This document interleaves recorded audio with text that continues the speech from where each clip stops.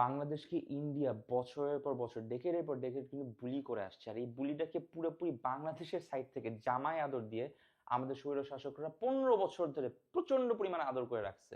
আর এরপরও যে আমরা এত হেট্রেট করতেছি, এত কিছু দেখাচ্ছি, এত কথা বলতেছি যে ইন্ডিয়ার এগেনস্টে অ্যাকশন নেওয়া উচিত, কথা বলা উচিত, তার আগে একটা সত্যি কথা আমি জানাই দিতে চাই আমার বাঙালি ভাই বোনদের কাছে। সেটা হচ্ছে, আপনি বাংলাদেশের কথা বলছেন, Bangladesh is half India this point, এর থেকেও বেশি হইতে পারে। যে কোনো শপিং মলে যান, দোকানে যান, যে কোনো শেলফ দেখেন, যে কোনো প্রোডাক্ট দেখেন, যে কোনো বিজনেস দেখেন, সবকিছু হচ্ছে ইন্ডিয়ান ইম্পোর্ট করা।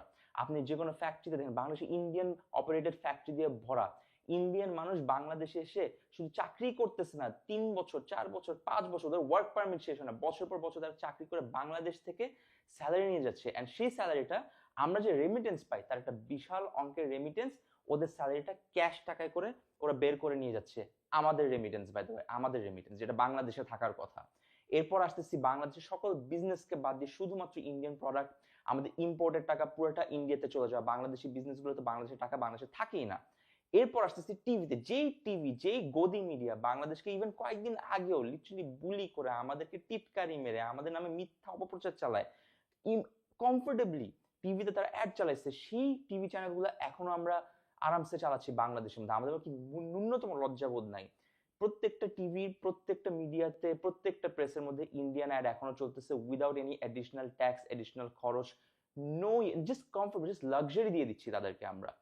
আমার কথা হচ্ছে ভাই সিম্পল, একটা জিনিস আমাদের বুঝতে হবে যে এই বাংলাদেশ আর ইন্ডিয়ার মাঝখানেরকার যেই ক্ল্যাশটা, বাংলাদেশি মানুষ না, ইন্ডিয়ার মানুষ না, এই দুই দেশের বুঝতে হবে, দুই দেশের গভর্নমেন্টরা এই দুই দেশের মানুষকে ছিঁড়ে ছিঁড়ে চাবায় চাবায় জাস্ট খেয়ে ইউজ করে আমাদেরকে মানে মানুষ হিসেবে আর যা বাঁচায় রাখে নাই।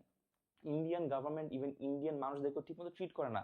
প্লিজ স্টাডি, ইন্ডিয়ান মানুষ তাদের গভর্নমেন্টের উপর এখন অতিষ্ঠ হয়ে গেছে, টর্চারে, অ্যাবিউসে। তারাও চায় না, যে কোনো দিকে জিজ্ঞেস করে দেখেন, আমাদের যেই বাঁধের কথা আমরা বলতেছি, 60 থেকে 70 হাজার মানুষকে শুধু ইন্ডিয়ান গভর্নমেন্ট তাদের আদিবাসীকে ভিটাহারা করে দিছে এই বাঁধ নির্মাণের জন্য।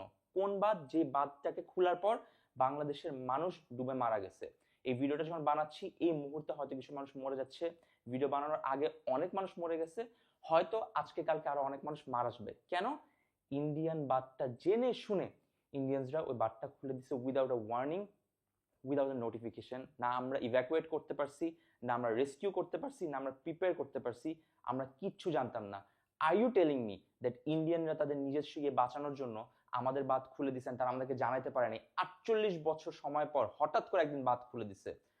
সিম্পল হিসাব, ইন্ডিয়ান মানুষ না, ইন্ডিয়ান গভর্নমেন্টের জানা উচিত, বাংলাদেশের জানা উচিত আমরা কারো পুতুল না। সুতরাং আমি যে গিফটের কথা বলছিলাম, এই গিফট আমি একা দিতে পারবো না।